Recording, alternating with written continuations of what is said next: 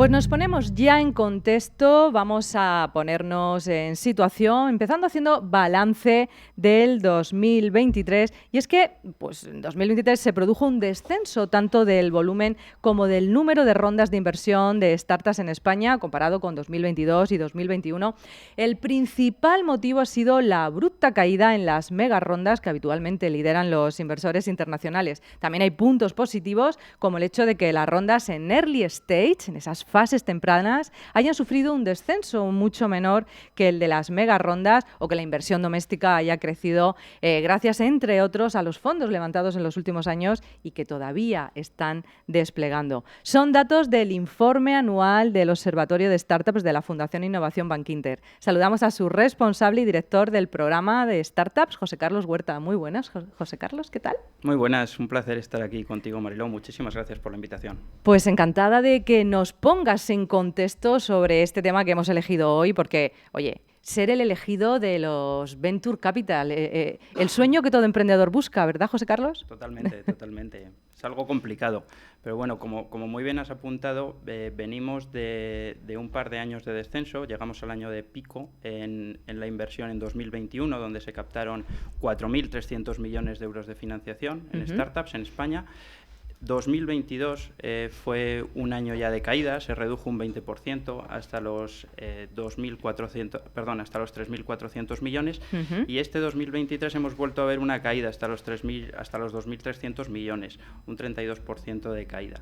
Si me preguntas cuáles son los motivos, pues los motivos para esta caída principalmente es que ha descendido la inversión de fondos extranjeros. Esto lo hemos visto por dos partes. Por un lado, en la parte de rondas de inversión en las que únicamente participaban fondos extranjeros, que han caído en prácticamente 850 millones, es una caída relevante, un 38% respecto al año anterior.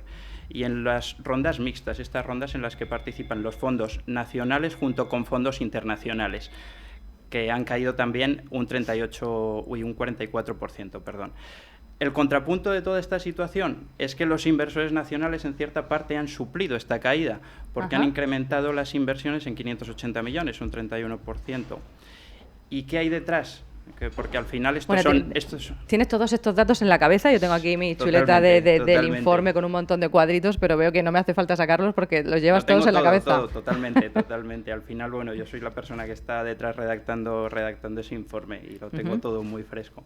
Pero bueno, a lo que iba, ¿qué hay detrás realmente de estos datos? Pues desde mi punto de vista, esta caída de los inversores internacionales son principalmente debido a dos motivos. El primero es la subida de los tipos de interés. Veníamos de más de 10 años con tipos de interés en el terreno negativo o en el 0%, y hemos visto que desde mediados del 2022 han empezado a subir, situándose en el 5,5% en Estados Unidos, 4,5% en Europa. Esto ha producido que haya flujos de capital que se mueven hacia otro tipo de activos que antes no ofrecían una rentabilidad siquiera, y ahora ofrecen una rentabilidad atractiva. Y por otro lado, la guerra. Tenemos guerra en Europa con la guerra de Ucrania, tenemos en el Oriente Medio con la guerra de Israel, y el dinero al final huye de los conflictos y huye de los potenciales peligros o potenciales riesgos. Bueno, tenemos unos cuantos números en la cabeza. Lleváis además desde el 2019 en este observatorio Bankinter, pues analizando esta evolución de todo lo que está pasando dentro del ecosistema. José Carlos, ¿qué destacarías de la evolución de estos años? Pero sobre todo, mirando al 2024, estamos en abril, ¿qué tendencias y qué va a pasar a partir de ahora? ¿Qué se estima que pueda pasar? Hagamos ese resumen de evolución y hacia dónde creemos que vamos a ir. Bueno, lo primero que habría que decir es que si miramos la tendencia desde que nosotros estamos traqueando o estamos registrando datos, que es desde 2018, la tendencia sigue siendo positiva, porque 2018, 2019 y 2020 estaban en torno a los 1.000 millones de euros captados en España, un poquito por encima. Estamos muy por encima de esa cifra, prácticamente la doblamos el año pasado. Y este año seguramente también nos quedaremos por encima. Pero sin embargo no vemos que la tendencia, por lo menos a corto plazo, de descenso que hemos visto en el 22 y en el 23 vaya a corregir. Como puntos positivos o que nos puedan decir que realmente esa tendencia pueda cambiar en algún momento, pues para mí hay dos factores, que además los has comentado tú al principio. El primero sería que desde 2021 se han comunicado fondos que se están levantando de Venture Capital en España, han comunicado una cifra total objetivo de 3.700 millones. Eso es una cifra muy positiva porque ese dinero tiene que ser desplegado en el ecosistema, tiene que invertirse en las startups, ¿no? Al final eso es que hay apoyo, aún hay sustento, hay pólvora sin quemar, ¿no? Como se dice en argot. Menos mal. Financiero. Y el otro punto positivo que también has comentado es que la caída más grande es en las megarondas. ¿Por qué? En esas rondas, lo que llamamos megaronda, es una ronda por encima de los 50 millones de euros. Vale, Esas megarondas son las que normalmente están soportadas o están financiadas por inversores internacionales, y ahora estamos viendo cómo las rondas más pequeñas siguen teniendo apoyo, se les sigue apoyando, y eso quiere decir que digamos que hay brotes verdes, que los nuevos proyectos siguen consiguiendo financiación, y esos proyectos que se convertirán en grandes empresas el día de mañana. De hecho, en el informe aparece que la inversión se reduce en todas las fases, con la excepción de las series B, que han crecido un 45%. Exactamente, las series B, y también vemos que la mayor caída es en las series C y en las series Growth, que están caídas por encima del 40%, pero sin embargo en Pre-Seed han caído en torno al 20%, Pre-Seed y Seed han caído en torno al 25%, y si nos vamos a las series A es menos del 10%, o sea que en las etapas iniciales sigue habiendo apoyo.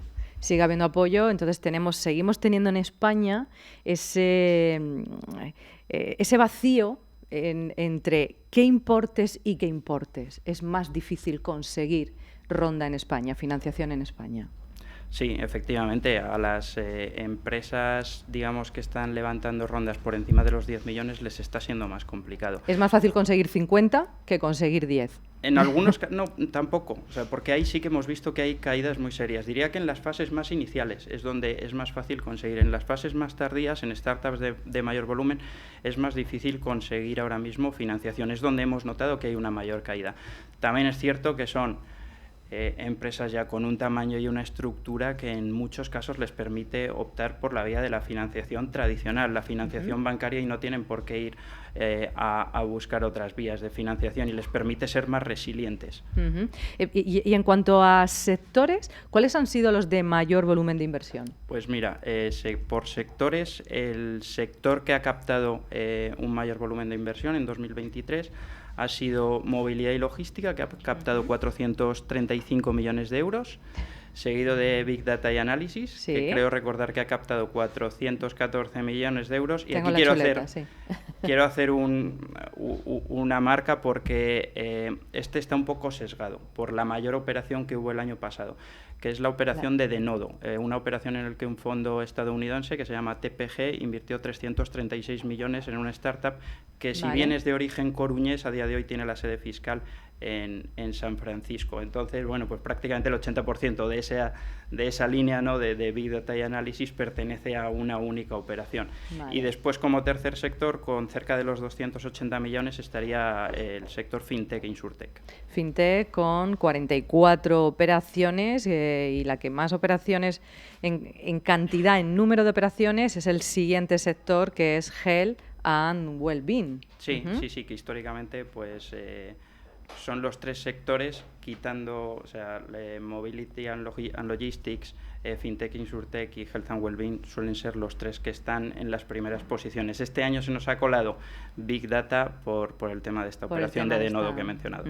Bueno, tenemos ahí el ranking de los 10 sectores favoritos de los inversores: Mobility, Big Data, FinTech, Health, Travel, Business and Productivity, que yo creo que es como un comodín, que debe incluir todo.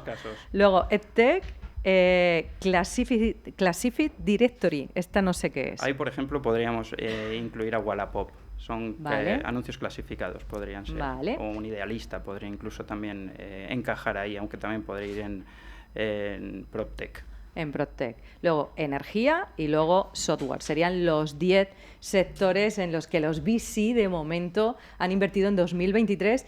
Vamos a contar de cara a esa tendencia, esos datos que nos hacen ser optimistas de cara al 2024. Danos una clave. De cara al 2024, yo creo que que vamos a ver cómo poco a poco se va recuperando la inversión y vamos a ver cómo los sectores que históricamente han sido los que más inversión han recibido van a seguir acaparando esa inversión por parte de los Venture Capital y yo creo que se va a reactivar de aquí a final de año. Sí.